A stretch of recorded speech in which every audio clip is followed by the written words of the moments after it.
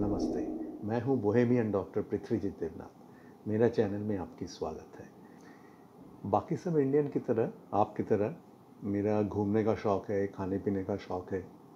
तो मैं ये चैनल के ज़रिए मैं जहाँ जहाँ जा चुका हूँ अभी तक, वहाँ का पिक्चर्स मेरे पास काफ़ी कलेक्शन में है। मैं उसके ज़रिए आपको दिखाऊँगा कैसे मैं जा चुका था और आप भी कैसे प्लानिंग कर सकते हैं वो सब कंट्री में। इस वीडियो में मैं दिखाऊंगा चाइना के लिए वीज़ा कैसे लिया जाता है, जो कि दुबई के इंडियंस हैं, जो इंडियंस दुबई में काम करते हैं उनके लिए इजी रहेगा। और रूल्स, रिक्वायरमेंट, कितना खर्चा आएगा, कितने दिन में वीज़ा मिलेगा और उसका फैसिलिटी क्या है। ये होती है वाफी में, VFS ग्लोबल के ऑफिस में, 3rd फ्लोर में, फैल्कन सेक्शन में। चाइना का जो वीज़ा सेक्शन है वो वहाँ पे है। ब्यूटीफुली डेकोरेटेड है, एकदम चाइना की जो हम लोग फेमस स्टाइल है, पैगोडाज, ड्रैगन्स, कलर्स भी बहुत प्रोमिनेंट है, रेड एंड ब्लैक। एक लाउंज भी है, VIP जो कुछ VIP सेक्शंस हैं जहाँ पे आप प्रीमियम सर्विसेज अगर लेंगे उसके लिए अलग फ़ी भर के तो आपको उसमें फ़ायदा होगा। वहाँ पे बैठ सकते हैं, कुछ ड्रिंक्स, हल्का सा रिफ़्रेशमेंट्स कुछ मिल सकती है। हम तो जनरल कैटेगरी के थे, तो अंदर में जाके जो हॉल है वहाँ पे बैठ के चारों तरफ का जो काउंटर्स हैं वो काउंटर्स में हमें बुलाया गया टोकन नंबर से, हम वहाँ पे जमा कर दिए। जनरली कुछ दिक्कत नहीं होना चाहिए, वेरी सिंपल है and direct, very easy process है। 345 दरम्स इसका पेमेंट है। There is no hidden cost and you will get the visa very soon. ये दरम में बात कर रहा हूँ मैं। हर दरम 20 इंडियन रुपीज़ है, ये समझ के चलना चाहिए। तो 2000 दरम्स मतलब 40,000 इंडियन रुपीज़, लगभग 40-42 हज़ार अभी के जो कन्वर्शन रेट है इसके हिसाब से। आप जाएंगे सुबह 9 से 9:30 के अंदर, जितना जल्दी जाएंगे उतना अच्छा है। वीज़ा एप्लीकेशन का time 9 to 3 PM I think है, जितना मुझे याद है, एंड रिसीव करने का 9 to 4 PM तक है। ये सब चीज़ आप आउटसोर्स कर सकते हैं, एजेंसीज़ हैं वहाँ पे भी है, आप ऑनलाइन भी कर सकते हैं। मैं डायरेक्टली पर्सनली गया था। चाइना वीज़ा के लिए आपको 6 महीने की वीज़ा वैलिडिटी होना चाहिए दुबई के लिए, तब जाके आपको चाइना के वीज़ा की छप्पा लगेगी पासपोर्ट में। पासपोर्ट में भी कुछ पत्ते ऐसे होना चाहिए जहाँ पे टोटली एम्प्टी हो, जहाँ पे वीज़ा का स्टैम्प लग सकता है। तो ये 2 चीज़ हो गई। इसके बाद आपको पासपोर्ट साइज़ का एक पिक्चर चाहिए, लेकिन उसका साइज़ ख़ास है, लगभग I think 37 to 42 millimetre by 38 to 56 exactly मैं स्क्रीन में बता दूंगा। तो ये साइज़ की जो पासपोर्ट साइज़ पिक्चर है वो आपको खास करके स्टूडियो में ये मेजरमेंट देके बना के लेके जाना पड़ेगा। और NOC लेटर बहुत ज़रूरी है, विदाउट NOC आपको हो ही नहीं सकता। ये नो ऑब्जेक्शन जो सर्टिफिकेट का लेटर है, ये address to the visa section of consulate. Letter तो आप वीज़ा के साथ, वीज़ा एप्लीकेशन के साथ ही जमा करेंगे। वीज़ा एप्लीकेशन आपको एक वेबसाइट से, गवर्नमेंट की वेबसाइट से आपको डाउनलोड करके भर के लेके जाना पड़ेगा। ये वेबसाइट का नाम मैं स्क्रीन में दे रहा हूँ। फ्लाइट टिकट्स और होटल बुकिंग की कॉपीज़ मैंने जमा किए थे। एक्चुअली उन्होंने डिटेल्स उसमें चेक नहीं किए, मेरे लिए जो इम्पोर्टेंट था वो उन्होंने चेक किए थे। आप कौन सी कंपनी में काम कर रहे हैं उसका एड्रेस के साथ जो NOC लेटर था उसका एड्रेस उन्होंने कई दफ़ा चेक किए। थोड़ा सा डिस्क्रिपेंसी था मेरा, वो एक्सप्लेन करना पड़ा।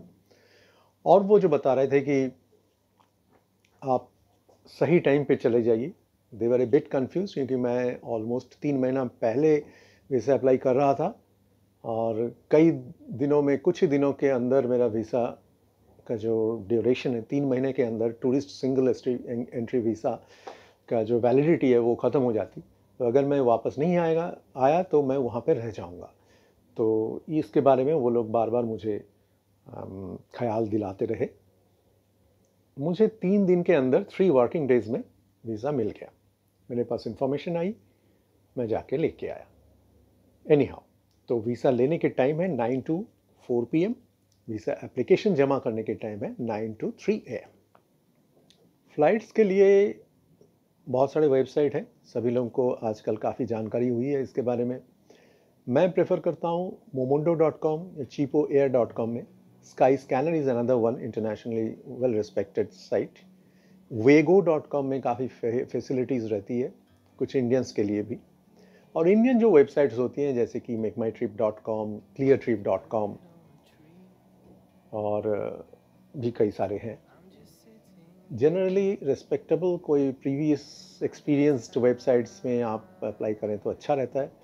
मेनली बुकिंग में कोई प्रॉब्लम नहीं होती है, पैसा वापस लेने में बाई चांस कि अगर आपको कभी चेंज करना पड़ा स्केड्यूल, उस टाइम प्रॉब्लम को पता चलती है आपको, कभी पैसा मिलती है नहीं मिलती है, कितना देर में मिलती है, इसके बारे में। तो मुझे एक बार चेंज करना पड़ा। मैं trip.com, जो चाइना के लिए वो लोग स्पेशलिस्ट हैं, तो उसके बाद उनके थ्रू मैंने इनिशियली चूज़ किया था चाइना सदर्न एयरलाइन से, बाद में मैंने चेंज करके चाइना ईस्टर्न एयरलाइंस में लिया, क्योंकि मेरे साथ एक को पैसेंजर मिल गए थे जो मेरे साथ घूम के आए, और उनके छुट्टी के मुताबिक, उनके फ़्लाइट के मुताबिक मैंने चेंज किया। तो उसमें मुझे फ़र्क पड़ा अराउंड 15 डेज़ लेटर। मैं अर्ली नवंबर में टिकट लिया था, ultimately the final ticket change करने के बाद मैंने लिया 28 नवंबर को, वरस मेरा ट्रैवलिंग डेट था 11 जनवरी। इन बिटवीन मुझे ओरिजिनल टिकट जो मिला था 1800 कुछ दरहम्स में, वो फाइनली मुझे लेना पड़ा 3050 दरहम्स के आसपास।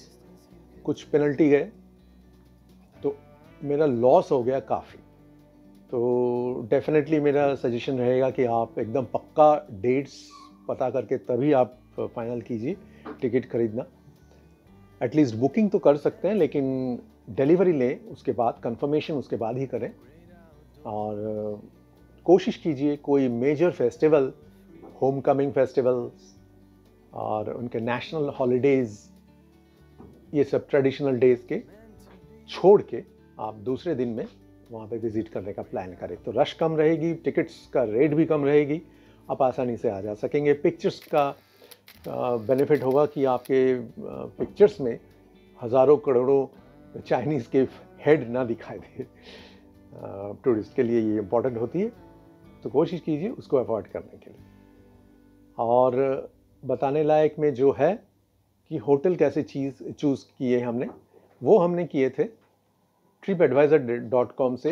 हम कोशिश करते हैं कि एक आइडिया ले लें वहाँ के डेट्स के, अपने डेट्स के हिसाब से क्या क्या अपॉर्चुनिटीज़ है, ऑप्शंस हैं।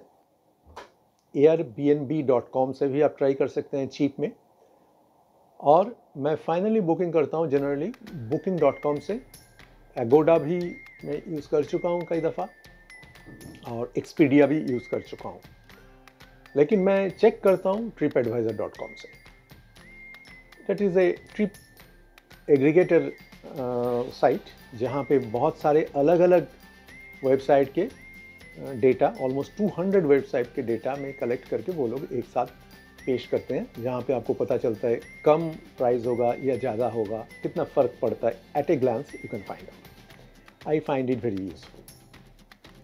तो वहाँ पे हमने एक हॉस्टल बुक किया, यूथ हॉस्टल। झांझिया जी ऐसा जगह है जहाँ पे आपको बहुत हाई फाई एमिनिटीज़ नहीं मिलेगी, और हम वैसे ही चाहते हैं। हम जनरली एडवेंचर टूर्स करने के लिए बहुत ही इंटरेस्टेड होते हैं।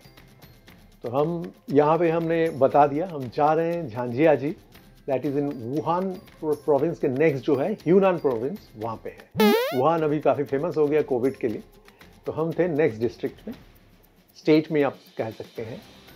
तो इसका खासियत क्या है? झांझिया जी का खासियत ये है, that is having the so called hallelujah mountains of अवतार मूवीज़। अवतार माउंटेन्स भी कहा जाता है इनको, जेम्स कैमरन का बहुत फेमस मूवी था। तो वहाँ पे एज ए पिक्चरस्क ब्यूटी है, नेचुरल ब्यूटी, पहाड़ी, कुछ लेक्स, कुछ नदी ऐसे हैं, और बर्फीला अंदाज़। मुझे तो देख के ही हैरानी हो जाती थी कि मैं सोचता था मैं सपनों में भी ऐसे जगह पे जाऊं या कैसे जा पाऊं। बहुत दिन का ख्वाहिश था, तो जा पाए इस बार। तो उसका जो टूर था चाइना ईस्टर्न का फ्लाइट से, जो मैंने पहले बता चुका हूँ, दुबई से जाती है, दुबई टू कुनमिंग, कुनमिंग में 1 आवर स्टॉप इमिग्रेशन, उसके बाद शंघाई, शंघाई में हमने वर्ल्ड्स का फास्टेस्ट ट्रेन जो है मैगलेट लेविटेशन ट्रेन, उसका भी आनंद लिया। और फिर शंघाई का पुडोंग एयरपोर्ट से डायरेक्टली झेंजियांग का दायोंग एयरपोर्ट पहुंच गए। पहुंचते पहुंचते दुबई से स्टार्ट किए थे 8:45 को, बारिश के लिए थोड़ा फ्लाइट लेट गई, लेकिन फाइनली हम पहुंचे अपने हॉस्टल पे नेक्स्ट डे 11 जनवरी स्टार्ट करके नेक्स्ट डे 12 जनवरी रात 12 बजे के करीब झेंजियांग का वुलिंगडॉन एरिया में हॉस्टल में पहुंचे। इसके बाद नेक्स्ट वीडियो में